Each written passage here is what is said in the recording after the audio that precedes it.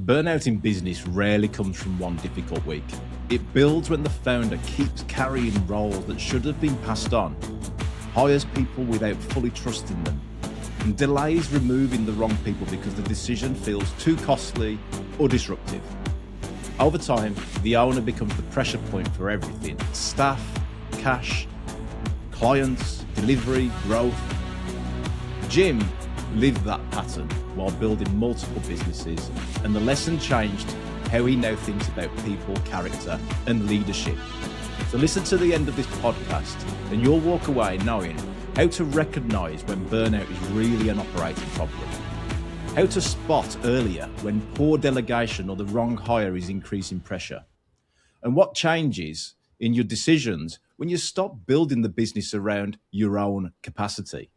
So welcome to the Mental Business Podcast, where we explore what entrepreneurs learn too late, taught early, so that you can implement what actually works today and save years of your life. I'm Dr. Lewis Haydon, multi-business owner, investor, and doctor of management, and I'm here to interview real people who have been there, done it, and so we can save you years of your life. So welcome to the show, Jim. How are you today? Oh, I'm good. Thank you very much. Good man. We've had a bit of a debrief before the show, and I think this is going to be a really interesting show. We're talking about burnout, which is real for people. People don't go into business just to get burnt out. They go into business for a better life. So do you want to give us a bit of an experience give us your experience so far, a bit of a background to the audience, and let us know where you've been and where you're going? Yeah. So nowadays, you can see from the logos behind me and stuff, I'm involved with HADO here in the UK, but it's been a long journey getting to where we are through a lot of different businesses and experiences. Generally, I've worked in sports, hobbies and activities, which would come into a more sort of like niche area.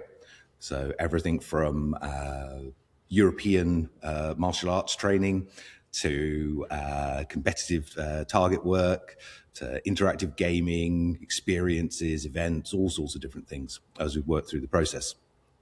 Wow. And during that, we found there's a lot of things where you make mistakes, where you get things wrong, and also where, especially if you have had the experience, and everyone does, if you're in business long enough, where you've brought someone into the team who was wrong, and then had to find your way through that scenario, you can quite often end up in a situation where when the next person comes in, you don't fully trust because you've been burnt by the previous employee, and you end up holding too much of the responsibility and work yourself rather than getting that person who's joined your team to do what they're there to do. And it can become quite a difficult cycle to break yourself out of. Yeah. So running a business for business owners then, when did you first realize you were not just busy, but burning out from the way the business was operating? I think there were plenty of times when the people around me realized it, but the first point that it actually clicked for me was we were running a weekend-long event for one of the previous setups that I did, and the event we'd had several members of staff who dropped on us, and I'd ended up covering their roles during the day. No, man. So I'd worked an exceptionally long day, and it was a 2-day event, and we needed to do a complete changeover of the sets and setups and everything else around the production of the event we were doing.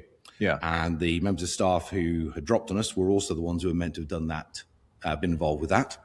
And when it was 3 a.m, and I'd just finished doing the complete change round, and realized I'd got enough time to go get a shower, a cup of coffee, and be back ready to start for day 2 for the 6:30 a.m. start. That was the point where it finally clicked. Went, yeah, okay. I know people have been telling me this for a while, but okay, no, I accept it now. This is going too far. Well, what do you mean people have been telling you for a while then? So you've seen the signals around you, and I'd got some happen to you or something. I mean, yeah, sort of. I'd got some very good friends working in the business with me who had been very honest with me for a while that things were going too far. I was taking on too much myself. I wasn't delegating enough on tasks, but when you're in that moment and you're doing the job and there's the next thing to do and the next thing to do and the next thing to do, you don't see it, whereas someone who's stepped that bit further back from you does. and your friends see it and everything else. And I didn't listen until hit that sort of like critical moment. I went, no, this is ridiculous, isn't it? What am I doing? Why didn't you listen though? I mean, the reason I'm going a bit I is said, like yeah. there's a lot of people going through that right now, and There are. I myself go through it, and I think, well, you're not on my journey, mate. Who are you to comment? Yeah, no, it's when you're in the moment, and it's everybody has their own things, and you're dealing with problem A, then problem B, then problem C, and you're so caught up with dealing with those things, and you're looking at it going, well, yes, I could get someone else to solve this, but I can solve it in an hour, and it's going to take me 30 minutes to explain it to someone for what they need to do, and then it's going to take them probably an hour and a half because they're not used to doing it. So it's taken twice as much time. So I might as well just do it myself. And it's a horrible, horrible cyclical habit. And it's very easy to drop into them, and it's difficult to spot that you've done it, and it's also difficult to break yourself out of. Wow. So you went to, you was feeling the burnout. Was it like a moment in time? How did burnout show up for you over, from a longitudinal perspective? I mean, once I accepted it, because obviously the hardest thing with any of it is accepting that you're doing it, because burnout is self-inflicted. Mm-hmm. Yeah, you don't have to burn out. You burn out because you've taken on too much and because you're doing too much, and you just don't realize it, and you keep going and going until you hit that point. But once you realize it and you start to look back at everything, you can spot all the points where you've missed opportunities, where you didn't do something at the quality or at the level it should have been done because you were tired and you weren't focusing on things, where there were mistakes made that didn't have to be made, that then made everything more complicated because you weren't operating at your actual potential. You were tired, you weren't thinking straight, you were caught up with the next thing and the next thing and the next thing. Well, that's really interesting, Jim, because I'm, when I work with a lot of my own businesses or clients, there's a lot of like subjectivity that might come from their team, like, oh, we're feeling a bit burnt out, or we're feeling this. And I'd always go to where's the objectivity around it? And what you've just shown there is some objective signals. If these are happening in your world or in your business, like things are falling through the cracks, like that you're missing out on stuff, and you're like, why am I doing that to myself? These are signals of burnout, is what you're saying. Yes, they absolutely are. When you're looking at something, you go, I know I could have done that better. There is a reason why you haven't done it better. And that reason is because you're tired, you're stressed, you're not focused, you're not able to bring all of your ability to bear on the task at hand. And it's because you've taken on too much and you're burning out. Wow. And that happened. So before we go into what the solution is for burnout, is there any sort of big impacts that had on your businesses? Yeah, I mean, obviously the businesses did not perform as well as they should have done, because I was centralizing too much on myself and taking on too many of the key roles and aspects. And the answer is, as with most answers to problems, is really straightforward and simple in the way it sounds, but actually getting yourself to do it is less so. And that is in trusting the people around you more, expanding the tasks, but also in looking at what's in front of the business and going, well, this sounds great, this sounds great, and this sounds great. But actually, if I try and take all of these things on, none of them are going to work right. What I'm going to do is I'm going to do this one, because this one's I think can really go somewhere, and I'm just going to turn the other things down, and I'm not going to do them. And we're going to say no to that job and no to this business so that I do this one right. And again, that's hard, especially when you're a young business and any young business is looking for cash flow, they're looking for income, they're looking for growth, and you've got all these opportunities coming at you, and it's so tempting to just say yes. And that then ends up means you take on too much of what you've done. You feel that responsibility to have to deliver both to the client and to look after your team. And that, again, it's all part of this burnout cycle. And getting to that point where you look at it and go, you know what, that sounds like a great opportunity, but it's a job too far, and we're just going to say no. And getting yourself where you're confident enough to do that is hard. Yeah. So tips for small business owners then when it comes to burnout. What sort of things were you spotting that you really needed to let go of that was causing burnout? So it's the temptation when we got a lot of what we do has been based around sports experiences, leisure, and you get the eternal curse of the, could you come do this for us? It'll be great coverage for you. You'll get great exposure. You'll do this, you do that, and it's and especially with some of the bigger events and things that are out there, it's so tempting to go, actually, that could be really good, but you're not earning anything from it, and you're accruing costs because the bank doesn't take exposure as a payment against your mortgage. That's the reality. And it doesn't. And unless you can see a direct route to gain income off the back of things, then it's a bad plan. We're also getting caught up in that thing and going, well, I've got X number of hours in a week that I'm employing my staff for, and we should really be doing this event, this event, this event. So everyone's busy all the time. And you end up taking on jobs which tire people out, or involve clients who aggravate people, because some people, unfortunately, are not the easiest to work with. And you end up with your team tired and grumpy. And a number of those jobs, when you actually analyse them down, they probably weren't financially worth it, or they certainly weren't worth it for the amount it burned yourself out and put pressure on your team, which meant they then didn't deliver as well as they could have done on the jobs that actually really matter. Yeah, and it's just so tempting when you are in that position of trying to grow, trying to get cash flow in, trying to keep your team busy, trying to get everything out there, that when those jobs come along, to say yes. And it's that discipline to look at it and just go, you know what, I'm going to say no to that one. I'm going to say no to that one. And once you start being able to do that, it becomes easier, but it's a very, very hard first step. Wow. So the consequences of saying yes to everything isn't just about your own burnout, it's also for the burnout of the team too. Yeah, it puts a lot of pressure on your team. You can end up losing good people over it because they see the burnout happening to themselves as well, but they don't have the sense of responsibility necessarily to the business that the business owner has. And that sense of responsibility can be literally a chain that locks you into that cycle, because you feel you need to deliver and need to do this because it's your business, it's your investment. And it's therefore much harder actually for the owner to break out of that cycle. So why did you ever find it difficult to say no to some of these customers then, if you knew that it was also causing a lot of trouble for your business? Because when you're in the cycle of having taken on too much pressure, everything else, it's really, really hard to see it. It's like most psychological aspects. If you're talking about whether it's burnout, whether it's things like depression or anything else, these are all cyclical things, and it's really hard to see it from the outside.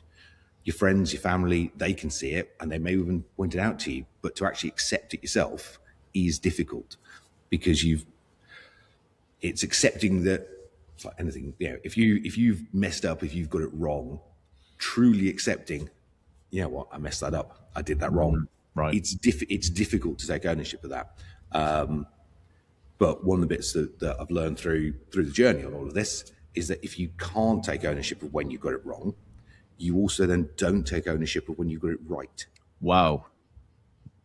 Because tell us more about that. What does that mean? Well, you've deflected responsibility within your own mind. So you're trying to do all of this, and you're doing all these things, and it's the outside world that's caused a problem, or a rule or a regulation that's caused an issue, or a bill you weren't expecting because you weren't concentrating on the world around you properly because you're taking too much on. And it's very easy to deflect that because you don't want to accept that it's your fault. Why? Why do you think that happens? I think it's a natural aspect of human beings. Everything from, if you've believed something that's not true and you've gone with it, it's difficult to go, actually, no, I was wrong. That wasn't correct. If you've taken an action and to actually say, I shouldn't have done that, those are actually really difficult things for people to do and to say and to admit to. But once you've started distancing yourself from when you've made errors, it also distances you from when you've got it right. And what it means is you don't accept your successes, you don't accept your failures. You push them out and away from you, you distance yourself from them. And actually you need those successes. They're part of what stops the burnout. That's when you've got it right, when you get that buzz, and we did this right, we got it, we did it well, and properly celebrating it. And not being able to do that is, again, it's a big problem. But it's all part of this burnout cycle. So you do, professional sport now, and you do it for Yeah. England as well. Are there any lessons? Is there any correlations between what you see in the sport and business? To an extent, I mean, HADO as a sport is still very young. We're doing really well in it. There are Well done, by the way. So you've brought that to the UK, haven't you? Yep. So we brought the first one here into Europe in 2018. Amazing. So back in 2018, we had a big experience business that ran in Birmingham. It was a venue, was right in the city centre. It was 72,500 square feet across 6 floors, and every floor was different events and experiences. Oh my gosh. Unfortunately, COVID happened, and we don't have that venue anymore. But that's the way of the world on things. But while we were there, we were looking for the next thing to add to what we did. And we came across some footage of HADO being played on YouTube. I thought, this looks amazing. This looks fantastic. How do we get involved with this? Where can we go and see it? Searched around, found we couldn't go anywhere in the UK to see it. Searched further afield, whereas it wasn't anywhere in Europe. And I managed to get in touch with the creators out in Tokyo. And the result was I got on a plane and I went to Tokyo because that was the only way to see it. We did the deal while I was out there, brought the sport back with us, and opened the very first European competitive HADO court, and have gone from there. I think France opened about a month, 2 months or something like after us, and it's then spread then all throughout Europe. So we've got the European Middle East and African Championship this weekend coming up, which we've got the English and Welsh teams heading out to. Wow. Because we now look after England, Wales, Scotland, Northern Ireland, and Republic of Ireland. That's incredible. That's incredible. So silver lining, right? Maybe this was a bit of a... Yeah. So bizarrely for us, COVID was, although it was a horrific experience, especially from everyone's experience, but if you're in the leisure industry where you need to be around people, it's kind of really key to your business. It was absolutely horrific. But what it forced us to do was stop. And quite possibly that being forced to stop was one of the best possible things that could have happened in terms of that cycle of burnout. Wow. Because it forced that break. And the thing that we saw both with ourselves and with a lot of other companies around us, what COVID did was it accelerated what was happening anyway. So if a company wasn't doing well, it accelerated that fact and they ended. If a business was going to restructure, alter its business practices and anything else over time, it did it now and it did it really fast. And for us, we were looking at all these different things we did, and we ran a lot of different experiences and events. We had multiple companies running. We went, well, some of these have worked really well. We had one that we ran in Birmingham, which was called Rage Room. And we were the first people to bring that to the UK. I know Rage Room, yeah. So we brought the very first one to Birmingham, into the UK, and it was absolutely brilliant. We, first 3 months, we didn't have a single client because nobody knew what it was. Mm-hmm. And then we had a guy who turned up and he was waiting for another event, went, what's that? Went and gave it a go. And for those that don't know, Rage Room, you get tugged up in your safety gear, so overalls, face mask, all the rest of it. Key your phone to the Bluetooth speaker in there for your own soundtrack. Take your choice of glassware, computer keyboards, printers, etc. Your preferred weight of baseball bat, and just let you. Awesome. And it is an amazing experience. So he went and did that. Texted one of his mates about it. Went, this was brilliant. You should come and have a look. Who happened to be a things to do in Birmingham blogger. Yeah. He came down and did it. Posted a piece there. The next day we had the Birmingham Mail down because they'd seen his piece. They did a piece on it. They posted it. The next day we were live on Good Morning Britain with Piers Morgan doing the lead in on it. And it just went absolutely crazy from there. Amazing. Absolutely nuts. We ended up with, we had multiple rage rooms in the building. We had 40 squads of people a week coming through. Wow. With an average sale of what? Well, the base booking was £45 for a room for your base set of items, and then almost everybody bought extra items whilst they were in the room as well. So once you've got them raging, it's like, do you want to buy some more shit to smash? Yes, exactly.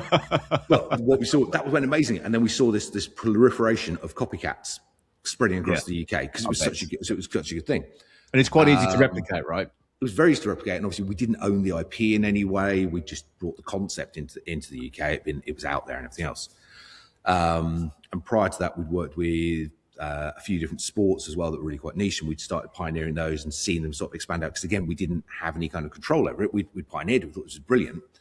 But when you're the pioneer, you're the one taking on all the cost, all the risk, working out how to do it right, and then the copycats can just replicate once you've got the process right. And we'd seen this happen again and again. And then we came across HADO. And we were already thinking pre-COVID, going, well, this is something you can't copy. Should we, rather than going through all the time and expense to figure out how to do something and then have it copied, should we be doing something that you can't copy?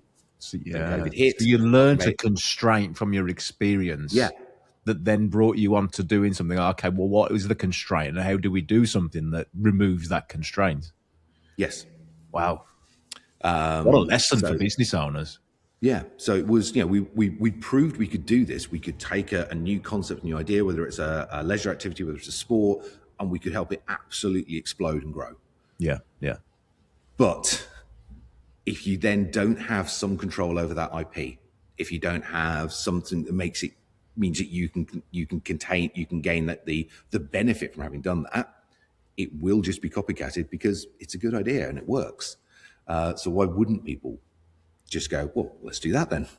And that's it was a big thing for us. And when we came across HADO and went, well, because this is software based and it's licensed and all those things that come with having a piece of software, you can't just go, well, I'll set that up, because you're going to need like they had out in Japan, a team of about 30 programmers. It's going to take you multiple years to create your software and setups and everything else.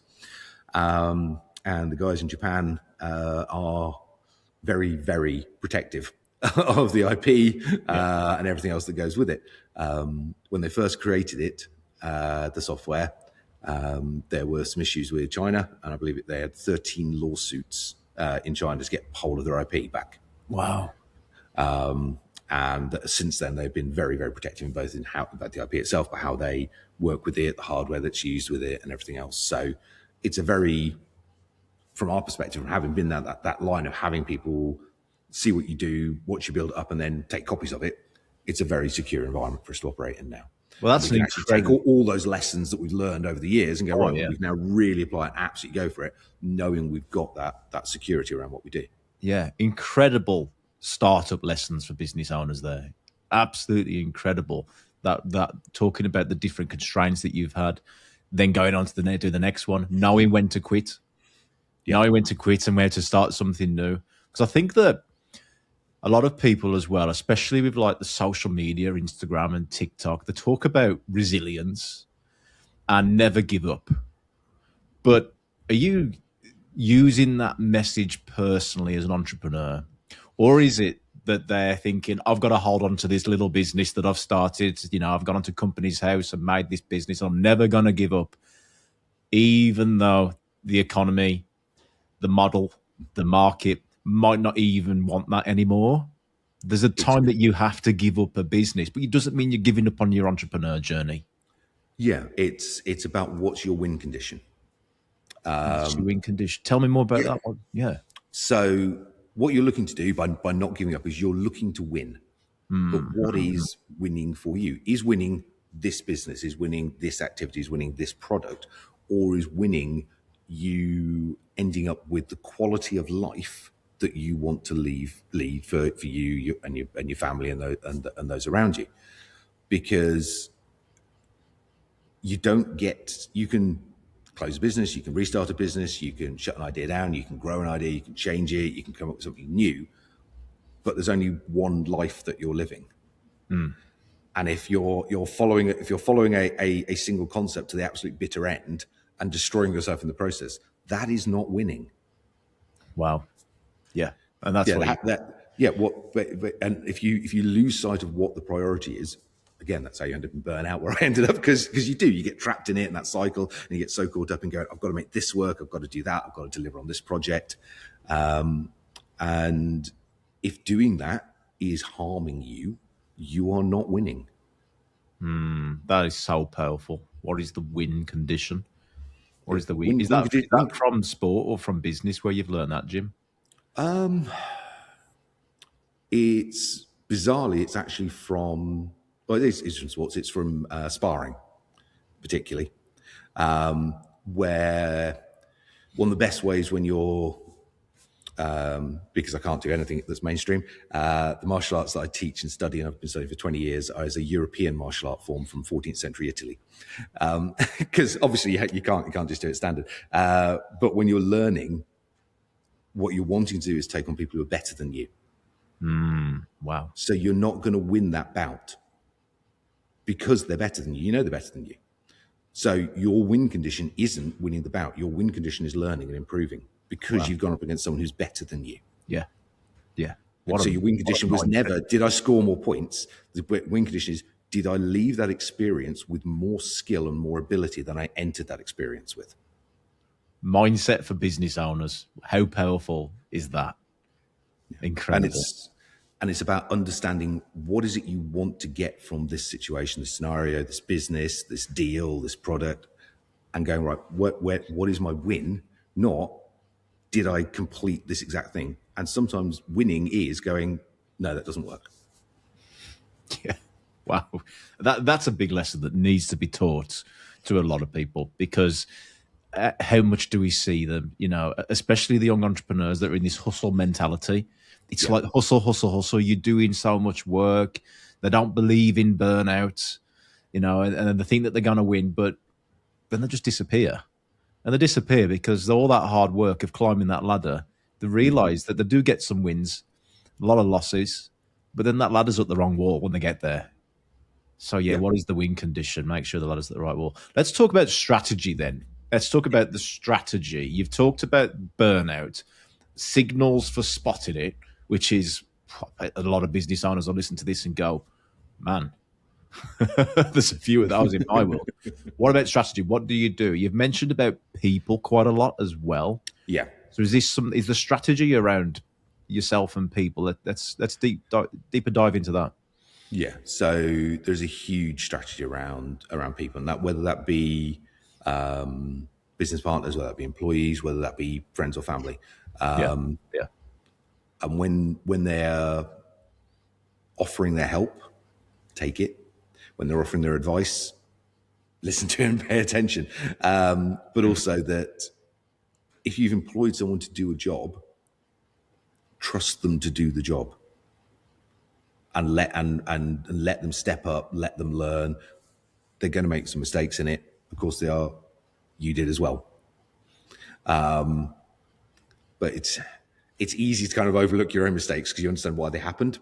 But it's very easy to be judgmental of other people's mistakes because, you messed that up. And you're going, well, yeah, but I probably would have done an equivalent thing had I been in that situation. And you have to let your team grow and work with it. So even though you've been there before and learned from that, I mean, I get that as a business owner quite a lot. I've got a managing director who listens to the podcast. He'll be commenting later. And sometimes I see them make decisions. It could be financial decisions. It could be people decisions. And I'm like, I've been here before. I've done this. I've got that T-shirt. But it's not about me anymore. It's about my MD has to run that company for me now. As I'm I'm an investor of that business and owner. Doesn't mean I have to be there. Otherwise, there's no leverage. So for my MD to grow, they have to go through these lessons and not just me. Exactly. And you've got to think about it from your own perspective. When you were in that equivalent situation, had someone told you, oh, don't do this, do that, would you have listened? And if you had listened, would you just gone through the motions, or would you have actually properly understood and learned from it?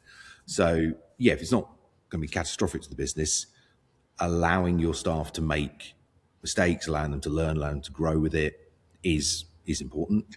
But also making them, especially from our perspective, what we do, we're very people focused. So I have to have staff who are really, really good at working with people. Nowadays we run an awful lot of training club sessions, we run sports events, we run tournaments, but we also run corporate events and birthday parties. We do huge school events. We have the main arena for us is in Coventry. We run a tournament here that has, over the course of each academic year, has 120 Coventry schools take part in it. Wow. Yeah. So it's Schools. I when was we going to have, say people, then you said schools, and wow. yeah. So when we have those in here, we have 6 schools at a time with 3 teams per school competing, and your staff have got to be able to work with those groups of people. They've got to be able to interact with them, keep them happy, entertain them. But the thing we've learned from example from years doing customer facing stuff like this is you need actors as your staff, because you need someone who, when they're in front of the client, can be bouncy, energetic, smiling, fun, all the rest of it. However, and there are plenty of people in the world who are bouncy and energetic all the time. When the client goes away, what you want is your staff to no longer be bouncy and energetic, because there's a point where you just go, I can't take that anymore. I need you to stop now.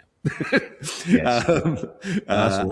So having people who can, from our side, what we do, be able to step up and go, right, I'm going to do this role now, I'm going to do this thing, be able to move between roles, between mindsets, is really important in it. And it's that growing those people, giving that time to develop their own style, their own way of doing things, trusting them to develop their job roles. And that's been a huge part in making this work properly. So trusting them to develop, you mentoring, coaching, whatever the word is around it, is letting them grow. You know, you're giving them the dance floor and letting them dance in it, as rather than saying, no, you do it this way. This is the way I would do it. They have to learn and grow for themselves. Yeah, but fundamentally, you're not hiring carbon copy clones of yourself. And generally, if you were, you'd end up in an argument with them, because obviously you'd both be right. And but what you're after is people who've got individual styles, skills, ways of doing things. And what you're looking to do is help them develop their style, their way of doing it. And they don't have to do it the way that you do it. All it has to do is get a positive result. And as long as what they're getting is positive results, Yeah. the fact they're doing it in their own ways, well, that's what you hired them for. I didn't hire a clone. I hired a person with an individual personality and a way of doing things and approaching things.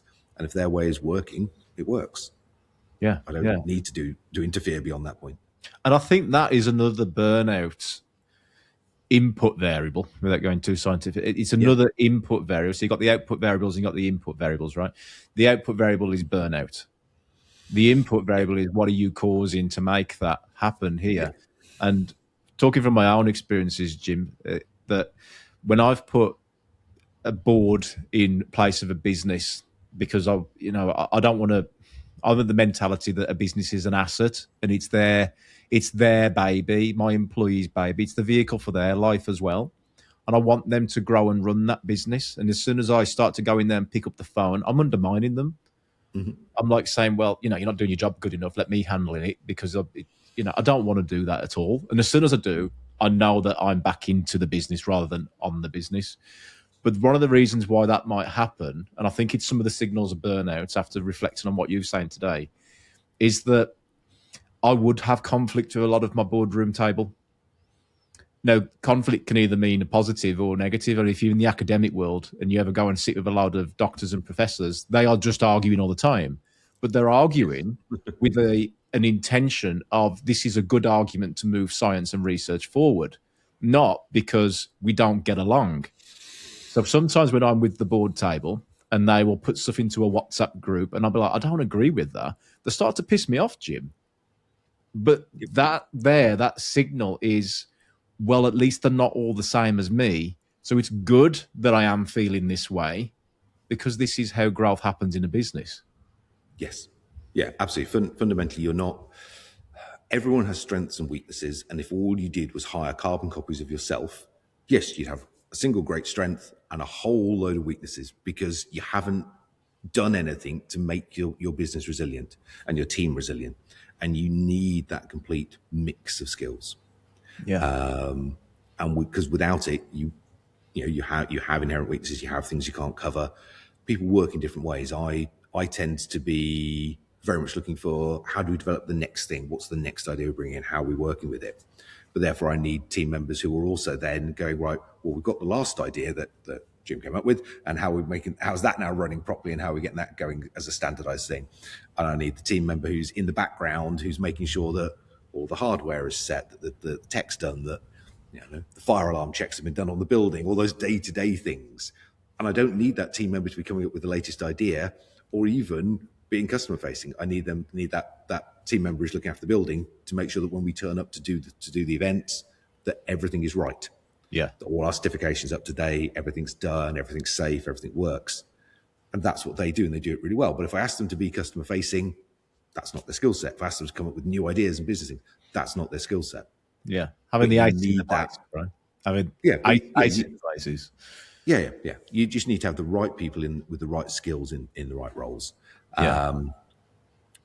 And the thing we've learned above and beyond all else is that, especially with the different things that we do, because so much is customer facing and to do with, I suppose, inspiring people and bringing passion to what they do, that people's qualifications and skills have very, very little bearing on whether they're going to be a good member of your team or not. It's about the person. The right person will learn. But just because you've already got a given qualification doesn't mean you're the right person for the business. Interesting. So the elephant in the room then, really, Jim. Hiring and firing for business owners. Let's go there. And for the HR people that are listening right now, you can't do that with an irregular. Yeah, you're right. And that's where you become very valuable, HR people. But as business owners, right, we need your guidance, HR people. But as business owners, hiring and firing for small business owners, when do you know when to hire, what to look for, and then the firing? How do you know that delegation hasn't worked? I mean, hiring is reasonably straightforward. Definitely know when your team are being overworked. As we already discussed, it can be harder to realize you're putting too much on yourself. But you know when that workload needs to be done, there's too much coming in, you can't cope with it properly. You also know if you're trying to expand the business or take on new projects where you don't have a given skill set, especially if it's a specialized skill set of some kind. So knowing that you need a person is relatively straightforward. Working out what you want in that person and everything else is reasonably okay. Interviews, by default, you're seeing people for a very short period of time. And you've read the CV, you've interviewed them, but it doesn't really give you an idea of what they're like when things come under pressure. And things do, and especially from our perspective, because we do a lot of people interaction, but a lot of live events and everything else. And there's always something that goes wrong, especially in live events. And there's no way of getting around it because it's just the nature of what happens. We've done big events at the NEC, down at Olympia, Excel, all over the shop, and something gets forgotten, something goes wrong, there's a problem because it's just the nature of it. And seeing how people react and move under that pressure and how they cope with it, until you're in the scenario, you don't really know. The big problem for businesses because you're judging it off a piece of paper and what they've put on it. Yeah, and obviously you've had your face-to-face interviews and things, but people obviously put on a front of an interview. You want the job, you want to get hired. You're trying to say the right things. You're trying to be the right way, and it doesn't mean you actually like that once you get the job. Yeah. So you can try and hire obviously you try and hire to the best of your ability. You try and get the right people. You try and get the right things with it, but it isn't easy. And when you do realize, and you normally realize relatively quickly, that you've got the wrong person, and that could be they just don't gel with the rest of the team at all.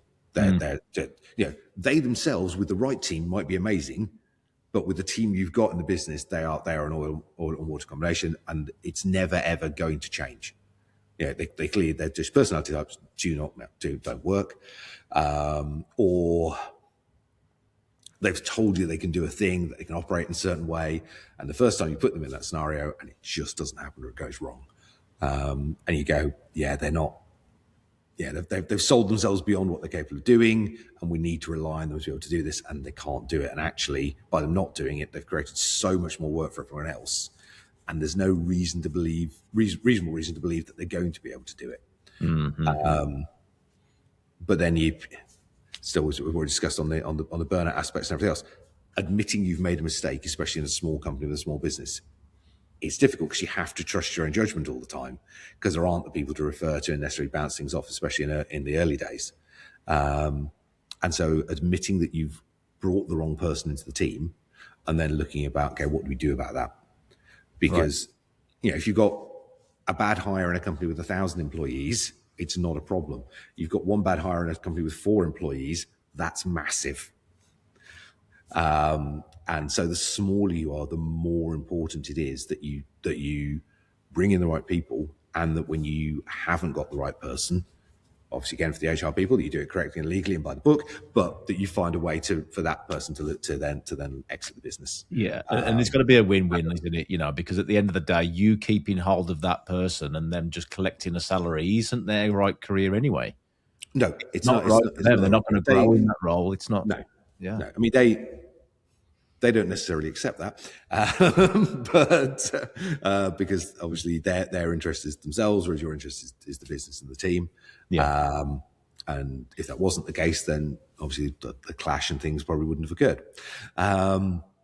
But no, it's very rare that an employee that really doesn't fit with the business will ever accept that they don't fit with the business.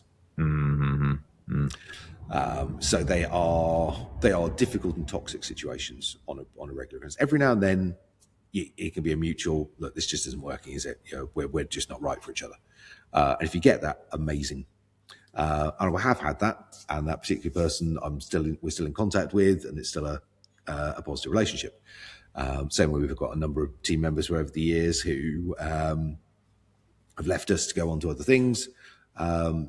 But on a regular basis, if we have a big event or a big something on, because they know what we do, we can pick up the phone or send them a message and go, you're free this weekend. They go, yeah, not a problem, mate. We'll come down. We'll come and cover.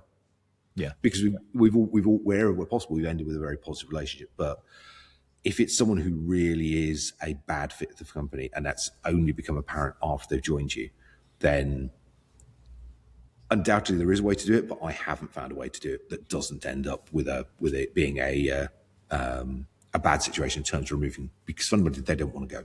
Yeah, I think from the podcast being a discussion amongst founders, really, myself and you, I've always found that being candid, being direct is only ever okay as long as it comes from a place of care and wanting the best for the business, the win-win, and most of all for them as well.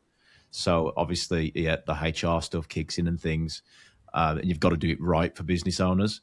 But as long as you care and you don't keep it bottled up because you're afraid to actually face it, you're in a place then if you're not prepared to have that direct conversation, then you're not doing any favors to anybody. So direct conversations coming from the heart really is a good strategy that people could start to implement if they're listening to the podcast. Yeah, and fundamentally, it's difficult to go, no, I messed up, I brought the wrong person in, and admit that to yourself. It can be difficult having that conversation because often that person, part of what they're wrong is they can be quite confrontational and everything else in the way they operate. And dealing with that is hard, and it is very tempting to let that process drag out over time, because it can be quite a difficult scenario to take it head on. But without question, taking it head on is the right answer. Yeah. The faster you resolve that situation, the better for everybody involved. The less toxic and unpleasant it can become, the quicker you get your team back on track, the quicker you're looking for the right person rather than the person who was with you, and the quicker that person can then themselves move on with their own life and their own career, and go to find something that is right for them. So it is trying to find the right people, trying to hire the right people. All of these things is a skill, and they're useful, but without question, being able to identify someone who just is a bad fit for your team, for your business, and for what you do. That doesn't mean that they're not competent or capable. They just don't work with your team. Yeah. And being able to go, right, this doesn't work, and remove and correctly removing them from the team is incredibly valuable. It's a really hard skill to do, but it is so important for your business, especially when it's a small team, because one toxic person within that mix And so that toxicity doesn't have to mean necessarily them as a bad person. They just don't click. And all of a sudden you find that your core team are now themselves going, well, I don't want to be around that person. I don't want to work with them. I know we've got a big event on that you need me some extra hours on, but that person's going to be there. No, I'm not going to be available for those extra hours. Maybe I might, if they're going to stay here they're here permanently, maybe I might start looking to go somewhere else. And all of a sudden you can start losing those real core team members who you absolutely rely on and who the business is built around. So these are the hidden costs for small business owners. People, burnout. Are there any other hidden costs, Jim, from your perspective, either psychologically or physically, logically, financially, that you see that occurs from having this sort of wrong people in your business? I mean, wrong people absolutely affects financially, because obviously you're paying them. They are either not producing what they're expected to do themselves, or they're disrupting other people or the way the business works. So they are a financial liability in what they do, whether directly or indirectly across the group. So yes, they are a big problem. Again, it's why, as difficult as it can be, dealing with it correctly and dealing with it head on and quickly is good, because not only does it resolve things in terms of, I suppose, the emotional aspects of it, but it also helps end whatever that financial issue is that's being generated by them being the wrong fit. But I think as well, Jim, though, that financial issues can sometimes see that people see the loss, but they also don't see what it's costing them by not having the right person. People don't miss what they haven't had. Yeah, the potential loss can be huge as well. Yeah. So, yeah, I mean, we have. I mean, it's taken a while. As I said, we brought some of the wrong people in. They didn't fit with the team. They've now moved on to other things. But we've also found some people who are absolutely fantastic along route. And the bit that we've, I suppose, learned most of all is that what's needed is, and what we're now starting to look for more and more, is about passion for what we do. With the different events and things we've run over the years, a lot of different businesses, what we found after we found our initial team was that a lot of our employees came from our customers, the good employees. Right. People we hired from outside who weren't part of our world and what we were doing were more likely to have a bad fit. The people who came from, and what we found was that we'd have people coming to us as customers, coming to events, coming to things we did, absolutely loving it. Then sort of, hanging around a bit later on, chatting with the members of staff, chatting with us, something I can help out with, starting to volunteer. And so you really got to know them over time, but they had an absolute understanding of what you were trying to do. And they were passionate about it because they enjoyed this and they wanted to help and they wanted to be part of it. And then drawing those people into the team to become staff members, that has got some of the most incredible people through doing that. It's incredible. I think, Jim, from the whole podcast, what I'm taking about is that some people think that burnout equals tired and exhausted, and that's the wrong terminology, really. So, burnout simply because working hard isn't the right term of burnout. You've definitely changed my mind on burnout, by the way, because I have got this little bit of a hustle mentality, and when I start to see burnout, I go into a little bit of a denial around it. Well, business is never going to be easy. And if you're going to be an entrepreneur, then you're going to be facing this on a daily. And then the next day I have a good sleep and it's like, well, I wasn't burnt out. I was just a little bit tired. So there's spots in that state of tiredness and feeling burnt out and using an excuse I don't particularly agree with. But burnout, from your perspective here, is the cracks that start to form that make different decisions around hiring, delegation, responsibility, delaying people decisions. These are the real burnout signals. Yes. Yeah. No, they absolutely are. And I said it's cyclical. It's a psychological trap you put yourself in, and it can be very difficult to spot it, to realize, or not to spot it, but to admit to yourself that it's there. Yeah. And if you've got some good people around you, whether it be team members, whether it be family, whether it be friends, hopefully they will 100% spot it before you do. Listen to them. If you've got people you care about telling you, this is going too far, you've got this problem, that this is happening. Yeah, but the anti to that, Jim, and in today's world and today's memes on Instagram is that people don't want to see you succeed. So, pardon my French, fuck them and keep on hustling. and you're saying that's right. I'm not saying listen. I'm not saying absolutely not saying listen to the comments section in social media, because that's always an error. Never ever read the comments. But I'm talking about your actual close family, your close friends, the people who are with you on a day to day. Yeah, the people who actually care about your well being. If they're advising, if they're going, look, are you okay? Is this worth it? Listen to them. Mm-hmm. And then look about, what are you doing? Why are you doing these things? How are they doing it? And if you're not feeling that, especially if it's something where you're putting a lot of effort and a lot of work in, if you're not getting anything out of it, and that doesn't necessarily have to be financial, that could be enjoyment. Are you enjoying what you do? Is there a passion for this? Do you want to get up and do this? If the answer is no, well, if all it is about the money, you can make money doing lots of different things. Yes. So go make money doing something where you actually wake up and go, yeah, I want to do this. This is fun. And that's kind of why we've ended up with partly with cutting away all the other things we did, partly with the way we've ended up structuring the teams. We've got the right people around us. When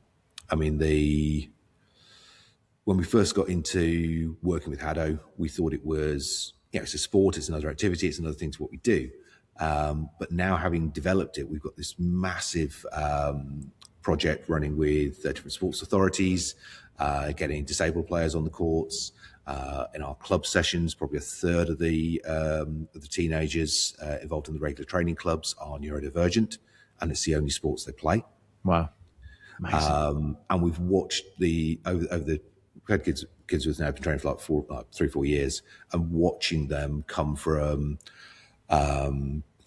quite sort of introverted kids in some cases with autism and various other aspects of things that they're having to learn their own strategies with how to work with, and watching them come out the shells, watching them gain confidence, physical ability, friends, social groups, all these things, and their parents going, this is just incredible because of what you're doing. And you go, so once you've got that in what you're doing, yeah, you get a day where you're tired and you're feeling down and everything else, and you go, and then you can stop yourself and go, yeah, I might be down, I might be tired, but I've done this, I've done this, I've done this, and it's going, yeah, right, maybe it was worth it. And it's about that, what I said at the start, that win condition. What is your win condition? Yeah, there are lots of ways. If what you want to do is make money, there are lots of ways to just make money. If you want to do something which at the end of the day hasn't necessarily made you vast fortunes, but when you think back about what you've done, you smile and you go, yeah, that was good. I like that. I liked being responsible for making that happen. Yeah. Well, yeah. That's a different win condition, and for me, that's a good win condition. It's where we've ended up. I want to do something that when I look back at what I achieved, that I'm happy with what I've done. Do you know what? Before I spoke to you today, my whole thought process, I mean, this is how I position it in my mind as well for when I am having those down days. Because it's the entrepreneur roller coaster, right? Yeah. Everybody's going through it. If you don't think that's the reality, then don't get into entrepreneurism, because you've got to be able to be resilient in this. But what I tell myself is burnout is only burnout if you don't win.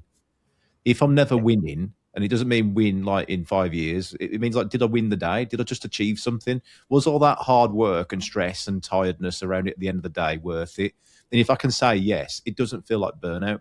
But if I'm going week to week to week and it's going for like 3 months where I don't feel like I'm winning, that's where I define that this is me burning out now. It's like, you can imagine the candle is like just not getting anywhere. It's getting smaller and smaller and it's not moving forward.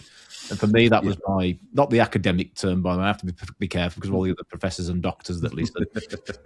But for me, that's my experience of burnout. But you've repositioned it today, Jim. So I thank you for that, because it's really helped me on my entrepreneur journey, and I'm sure it will on the others as well. Of this is what burnout really looks like, and the cracks that start to form before you do get burnt out. And that's so powerful. It's like having a crystal ball to burnout, right? Yeah, it is. And it's this again, we mentioned at the start, this idea of sort of wins and losses and everything else. Burnout comes because you can't accept your losses. And once you can't accept your losses, you can't accept your wins. Nice. But therefore, by what we've managed to achieve, what we've done here over the years, and how we restructure everything, because we're now looking at, have we created an amazing team? Have we run a fantastic event? Have we got a whole load of people smiling? Have we got crowds of people cheering at a tournament or an event or something we're doing, and being able to look and go, I did that. That accepts the win, and once you're able to accept your wins, you now start accepting the losses. So you go, yeah, okay, I also messed that up and I did that wrong. I did this. Right, let's fix this. Let's step back from that. And it's all part of the same equation. Yeah. Well, what a big lesson I've learned from you today, Jim, is define your win. Because like you said, I used to do a lot of jiu-jitsu, and then I'd get in there and I'd walk away and I've got like bronze medal.